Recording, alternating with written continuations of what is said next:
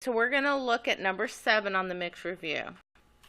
So when I read the problem's on the front, the picture's on the back.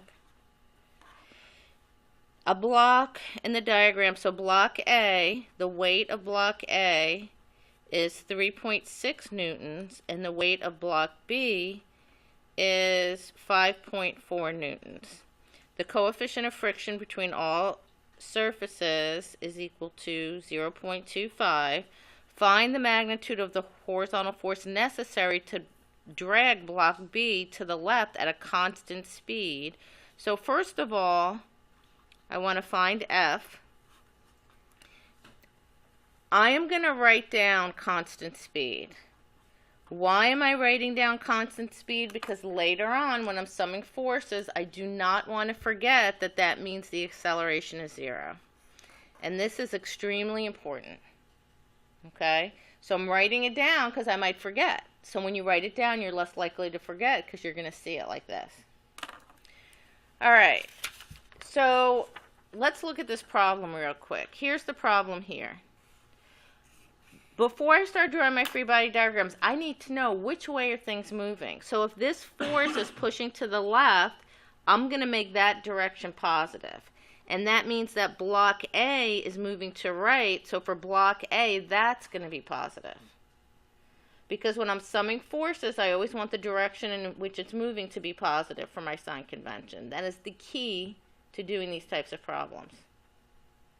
All right, so now the first thing I'm going to do is I'm going to draw individual free body diagrams for each one. So first I'm going to start with block A. So for block A, first of all, I want to know that that's the top block. I'm going to call to the right, to the right. That's the direction it's moving, and that's going to be positive. And that's important once I sum my forces. So now to draw my free body diagram, here's block A. So first I know it's moving to the right. So my tension is going to be going to the right like this. Because it's moving to the right, the frictional force always goes opposite the direction of motion. So that's the friction of block A. My weight always acts straight down, so this is FGA. And then my normal force acts perpendicular to the surfaces in contact. So this is the normal force of A. So that's my free body diagram. So remember, for that block on top, here is where we have that frictional force acting on the surfaces in contact. You notice I did the easier block first, block A. Now we're going to look at block B. So when you look at block B, you see that there's friction here, but there's also friction there. And that's why this problem is a little bit different. So now I'm going to draw block B. Now this is different because remember, block B is being pulled by that force, so my sign convention for block B is going to be like this. And I'm going to write it down so then when I sum my forces, I'm consistent with my sign convention. And for both of them, I'm still going to have up as positive. So here is block B. So there's a couple of things here. So first of all, the tension is going this way. If the tension is going to the right, remember the force that we're solving for is going to the left. Now because this is moving to the left, I have two frictional forces. I have my frictional force here on the bottom, and then I also have my frictional force on the top here. And remember, my frictional force goes opposite the direction of motion. So I have two forces there. Now, the weight of this block, in addition to the weight of A, the weight of this actually has the A on top. So there's B plus A on top. So this is going to be the weight of A plus B. And then my normal force is going to go here. Once I have my free body diagrams, the AP exam wants you to have individual free body diagrams, and then they want you to apply Newton's second law individually. So when I do that, I have to be consistent with my sign convention before I start doing that. And for each block, there's 3 things I'm going to do. Remember, and you don't have to necessarily do it. If you do it out of order, it just tells you what to do. So my 3 things are: I sum forces vertically, horizontally, I sum forces vertically, and I use the mu equation. So pretty much that's what I'm going to do for each problem. Let's say I don't know what to do. When you don't know what to do, you go to the end. So what I mean is, at the end, I want to solve for F. I know that F, this force, is in this free body diagram. This force is going in the x direction. So if I ended up at the end summing forces in order to get F, I would say to the left is positive. I would say summation of f of x is equal to ma. Now remember, this is moving at a constant speed, so the acceleration is 0, so this is 0. Then I would say, well, what forces do I have going here? So I have F, which is positive, minus T, minus FFB, minus FFA is equal to 0. So then when I want to solve for the force, I would see that the force is equal to T plus FFB plus FFA. So now I know I want to find this, this, and this, and then I can find the force. Now, if you're used to doing these problems, you could just say, oh, I'll do that at the end. So what I'm going to do is I'm going to show each block individually. So first I'll start with block A.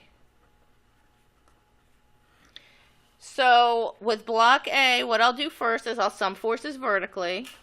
Summation of f of y is equal to ma. Is this block moving in the vertical direction? No, it's not moving, so this is 0. Now I'm going to look at my free body diagram.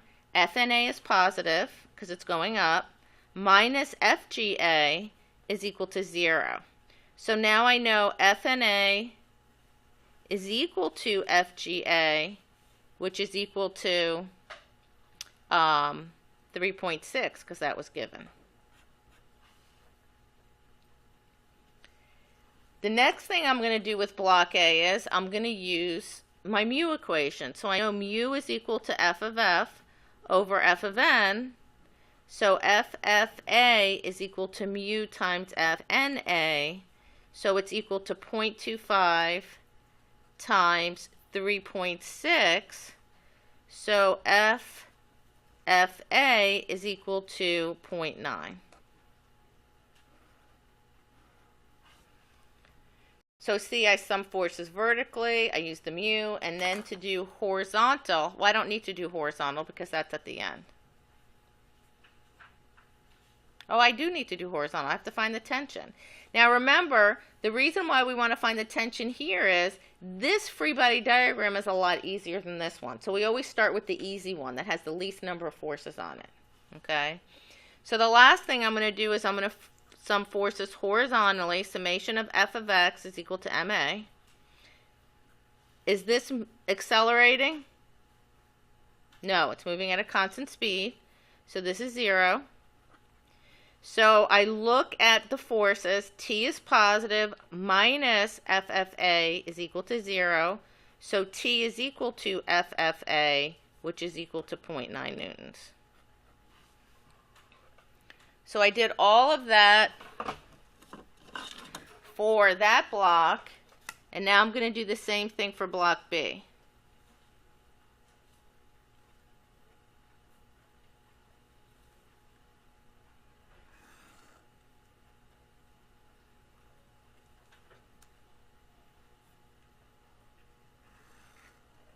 And if I do my work neatly, not only will I not get confused, somebody can follow my work when they're grading it.